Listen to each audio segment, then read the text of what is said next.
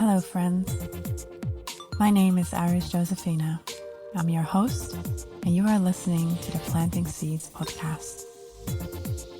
On the Planting Seeds podcast, we explore how we can cultivate a more gentle relationship with our cyclical bodies, the earth, each other, and the world around us through using our senses, science, the subtle, and the sacred.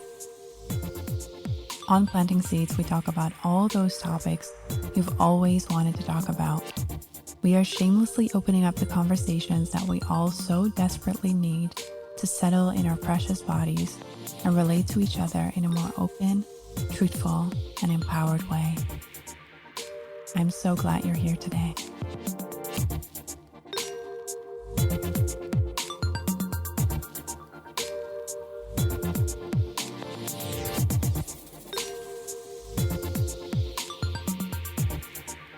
So welcome everybody for a new episode of the Planting Seeds podcast. Today I have Jill Therese with me. She is a former acne sufferer who finally cleared her skin naturally after struggling for 15 years. And now she's absolutely committed to helping others heal their acne from the inside out with her natural acne clearing program, the Clear Code, where she shares her best tips, tricks, and advice for healing acne naturally. And aside from being obsessed with all things skin-related, Jill used to be an ACE certified fitness instructor, a Series 7 and 63 certified financial representative, and a 5-time half marathon runner, and the co-founder and advisory board member of the Women's Information Network of New York City. And if you're interested in natural acne healing, take her acne personality quiz on Instagram and download 3 action steps plus the 3 recipes to follow to heal your acne naturally. And you can find her on Instagram at Heal Your Face with Food. And I'm so excited to have you here, Jill. I'm so excited to be here. Thank you for having me, Iris. You're so welcome. So, as you know, I work a lot with hormonal health, and a thing that comes up for a lot of people when it comes to hormones is their skin and their skin health. And I am really curious first to hear what your own journey is with skin and your skin health. Yeah, my pleasure. So really, it began really early, to be honest, Iris. So I got my period when I was 9, fun fact. And I got acne basically immediately. And when you're 9, 10, 11, 12, right? I don't think they immediately recommended hormonal birth control pills because I was so young, but they recommended things like doxycycline. I went to a normal dermatologist, quote unquote. And I did oral antibiotics, the doxycycline I just mentioned, every possible topical treatment you could possibly imagine, like every Proactive, every Clean and Clear, everything on the shelf. And I really just toggled between all of those different options. Most of the topical things I tried for my skin would work for 2 to 3 months, and then they would stop. I know now that it's generally because of kind of antibiotic resistance. I'd start a new topical antibiotic, my skin would like it, and then it would slowly become resistant to the bacteria, would become resistant, and then it would stop working, which I think is probably a lot of the people that kind of work with you have very similar experiences, I would imagine. Yep. And yeah, they work for a bit and they stop, right? And then I would take the pill. Every version gave me some form of miserable side effects, right? Either weight gain or horrible mood issues, like some big issue. And then in my mid-20s, I was training to become a fitness instructor. And I had started to learn about the link between kind of the food, body, mind stuff in ways that I had never been aware of before. And also keep in mind, Iris, I like sharing these things because I think it's important. I'm 37 now, so that was like 12 years ago.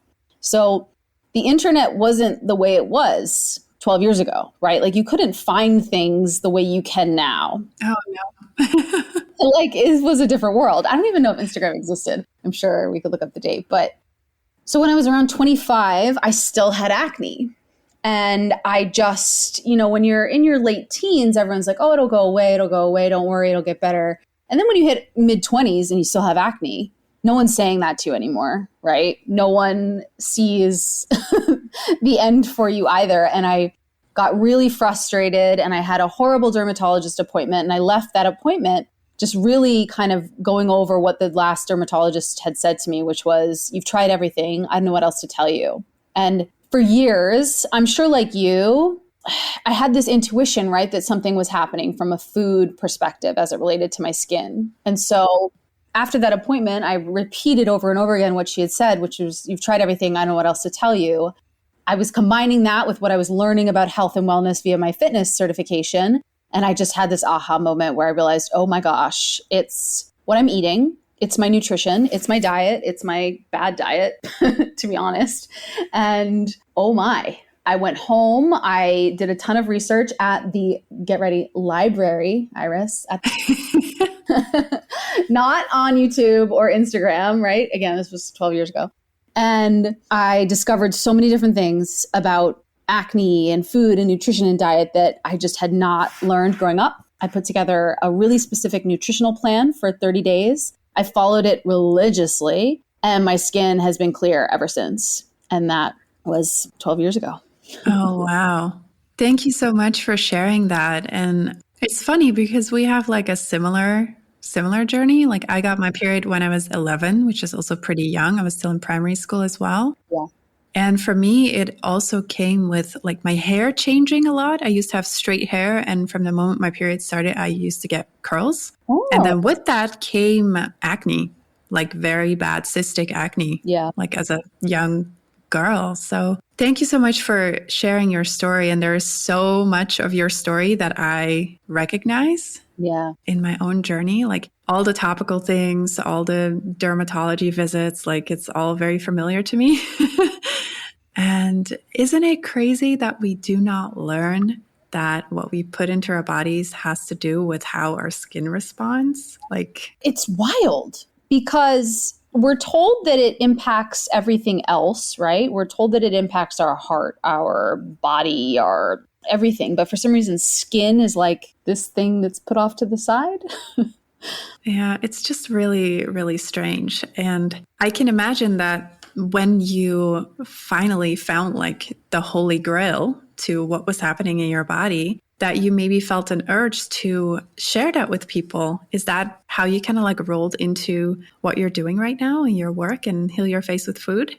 Yes, absolutely. I think I was always going to have, my own path in life from a career perspective. So I was definitely kind of already thinking, becoming a fitness instructor. I wanted to, have a lot of freedom in my life and work for myself. So that was kind of already on my mind. And then I thought, well, wait, it worked so quickly for me, healing my acne naturally. It worked so quickly that I thought, I had really exhausted every other option, right? And it had been 15 plus years of dealing with it. So I thought, you know what? I can't be the only person with these issues. Like it has to be applicable to other people.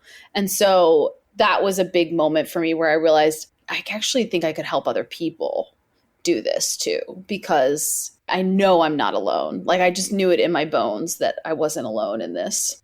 Oh, you're definitely not. Like I was one of those people as well. And the funny thing for me was also that every time I would visit my doctor, I would say like, could it be like that the things that I'm eating, that they're not right? And they're like, no, that's not it. And every time I would intuitively like come back to questioning that, like the things that I'm eating, aren't they impacting how my skin responds? And it was similar for me. I just started my own journey. And I'm just very curious whether you can share with us what were the most important pillars for you to look at when you started healing your skin? Yeah, so blood sugar management was key. So there's a lot of type 2 diabetes in my family, including my father, right? And my aunts and uncles, my grandparents. So there's a lot of history, and a genetic predisposition towards blood sugar management issues, insulin issues, general sugar stuff. Yeah. And I learned, when I was first learning about acne healing, I learned how much sugar stuff, quote unquote, impacted your skin. So that was a huge lesson. I've always had a crazy sweet tooth. So that was something I really needed to get control of. And then gut health was huge because like I mentioned, I had been on doxycycline, like some form of oral antibiotics for sometimes years at a time. Oh my God. Yeah. Like that's nuts. I had acne in the 90s. Let's be clear, late 90s, early. So like they prescribed things differently then. So my gut, I was permanently constipated. I think I would go to the bathroom maybe sometimes like 2 to 3 times a week. Oh my goodness. Yeah. It's so bad. It's so bad, right? So from that perspective, blood sugar management and gut health, once you really address those, it impacts everything else, especially gut health from like an overall nutrient absorption, waste elimination perspective. Mm-hmm. With clients, kind of our main focuses are, or our main like general focus, blood sugar management, gut health. And then as a result, hormonal balancing, it comes out of that, right? Like the more you're able to absorb vitamins and minerals from a healthy gut, you know, your hormones are more balanced. The better your blood sugar management is throughout the day, the less kind of sugar spikes. And as a result, insulin spikes, like everything kind of feeds into everything else. Again, to your earlier point, like we're taught our whole lives that what we eat has nothing to do with our skin when in fact it's like deeply linked, right? Absolutely. And when you heal all of those, you also address like implicitly your liver, which is the biggest detoxification system of the body, like together with the gut. Mm-hmm. Yeah, when you address that, a lot of improvement can happen. Isn't it wild that it's actually really easy? And then when we were younger, nobody told us this. You know, I've thought a lot about that, Iris. And really one of my goals is actually to have what I do taught in dermatology school, to be honest, because this should be the first. Like if a 14-year-old girl comes to you with acne, it shouldn't be, let's put her on the pill. It should be, what are you eating? What's your diet like? Yes. Are you drinking dandelion tea, right? Like those are the things that can positively impact her life, her fertility. And instead we just like throw synthetic hormones at the problem, which just like, it doesn't work long term and it's just a Band-Aid. Absolutely. And then it also depletes you from vital nutrients, which can give you even more problems. Exactly. Like my acne was absolutely worse after I quit the pill. Like it was even worse than before I started. 100%. And that's usually, I'd say 30 to 40% of clients who come to me have either come off the pill and their skin is way worse, or they're about to come off the pill and their skin is really struggling. So it's such a common challenge and it's just such a temporary fix, and it results in long-term issues down the road. Absolutely. And I love what you said earlier as well, that all the stuff that we use as a Band-Aid actually also impacts things like fertility. That's a huge thing.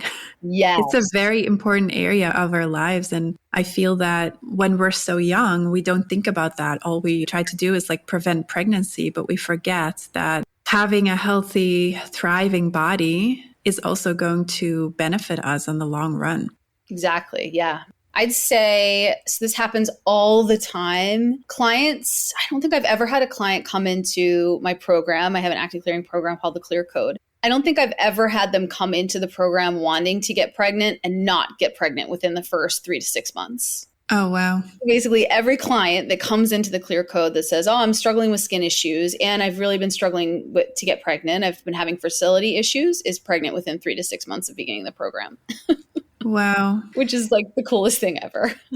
Yeah. And it also shows that all these issues, when we address them in the right way, our body is also super resilient to actually heal from the inside out. And I'm also seeing a lot of clients who have subclinical infertility issues. Right. They're not like truly infertile. Their body is just really struggling to thrive. Like every body system is affected and it's just not prioritizing reproduction. That's what's happening. It's like a safety mechanism of the body. But because people don't know that, they're like scared that they're infertile, while it's actually just the body protecting them and wanting to heal all the other things, right? Yeah, exactly. And what would you say are like the first steps that people could potentially take when they want to like start this journey? Because it can also be super overwhelming. Like gut health is something that sounds really huge. Liver health is something that sounds really huge. Blood sugar as well.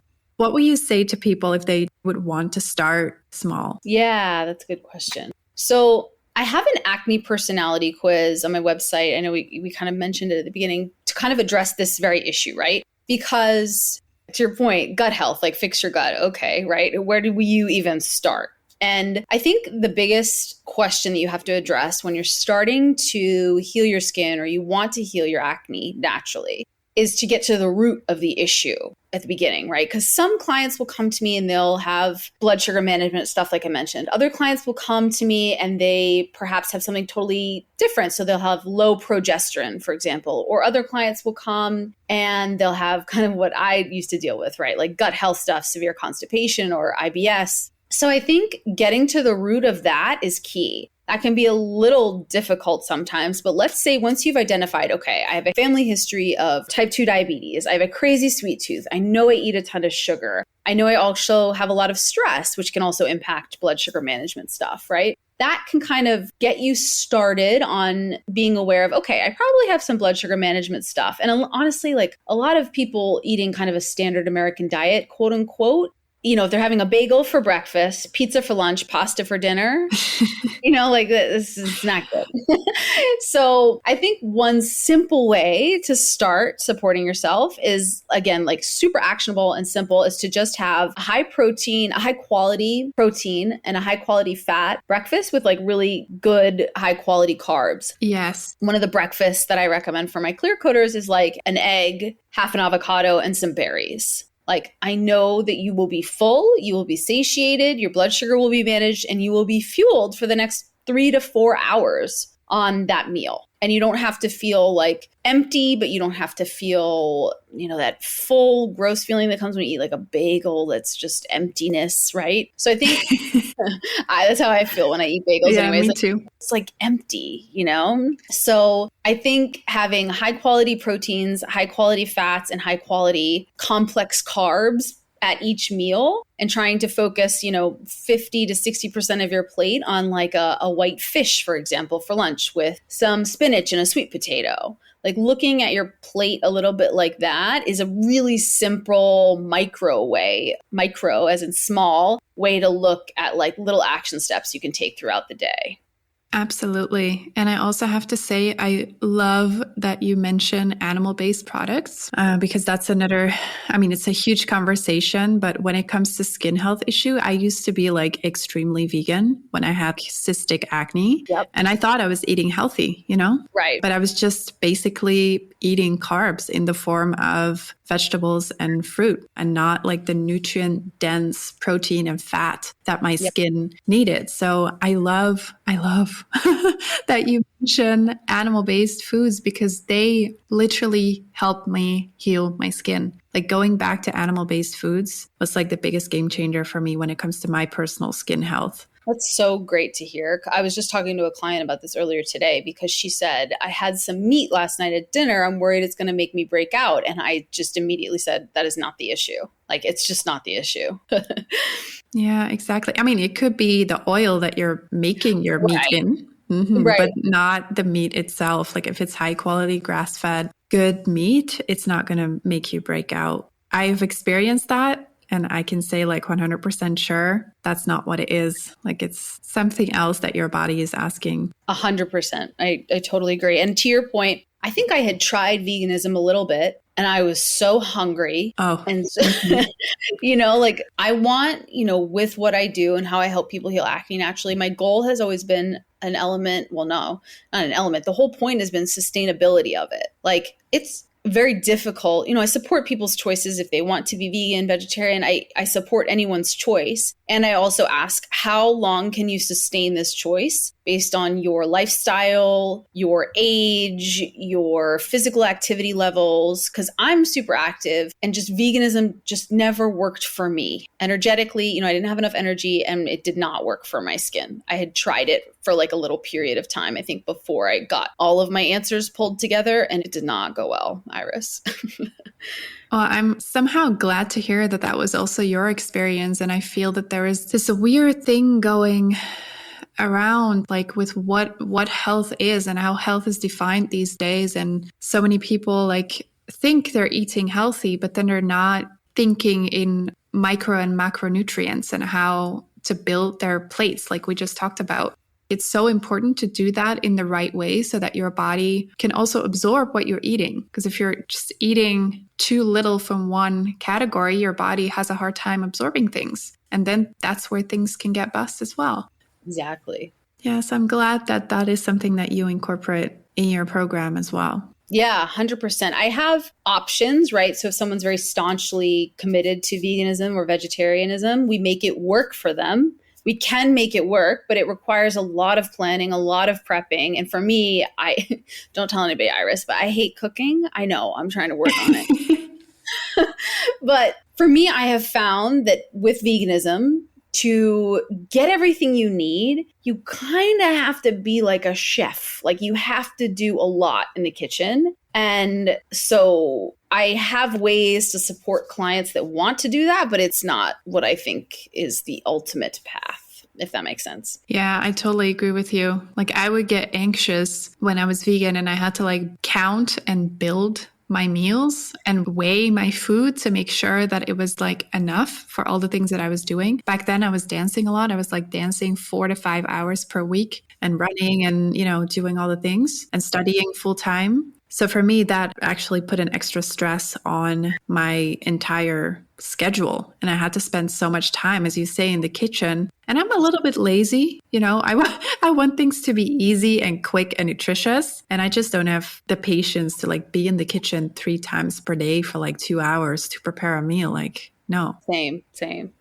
Let's see. Oh, I also wanted to ask you whether there are things that you would like to say to people who want to start this journey with themselves, because I know it's hard and you know that too. Like when you don't know where to start and what to do and what to say to yourself to like get started, are there like some tips, some things, some wisdom that you want to give to people when they want to start their skin healing journey? Yeah. Ooh, I love that question. So I think one thing to think about is to like trust your gut and go with the breadcrumbs. And so by that, I mean, especially if you're not like in health and wellness, if you don't, work in a career or you don't work in nutrition or all the things, right? You may have some like inklings and or intuition that, wait, every time I eat this way, or every time I go on vacation, or every time I do X, Y, and Z, I see a negative impact in my skin, but my doctors or someone else is telling me it doesn't relate.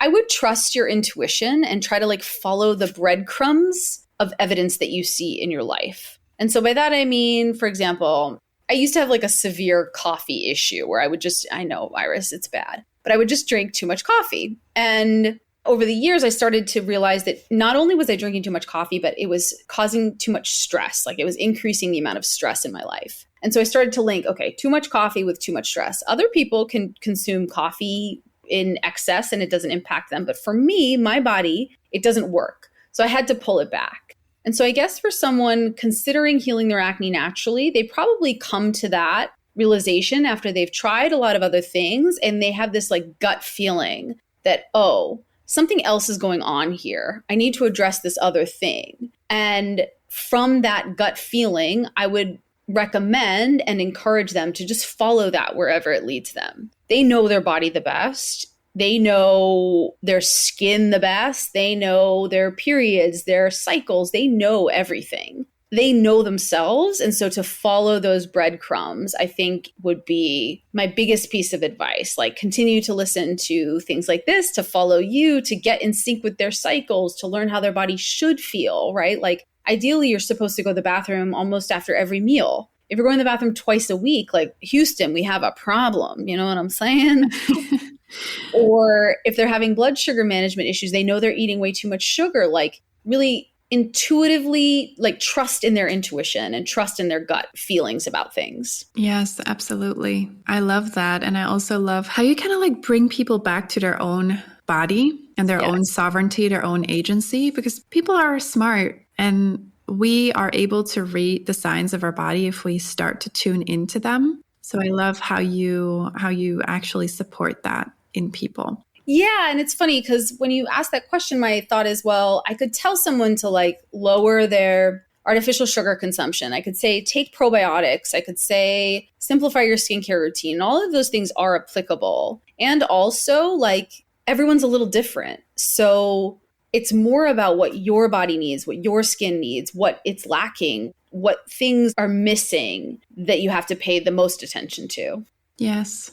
And then there is another question that I ask everybody who comes onto the podcast. Love it. And it is, how do you, with your specific niche, with your specific passion, plant the seeds for a better world for cyclical beings? If you could describe that, how do you do that?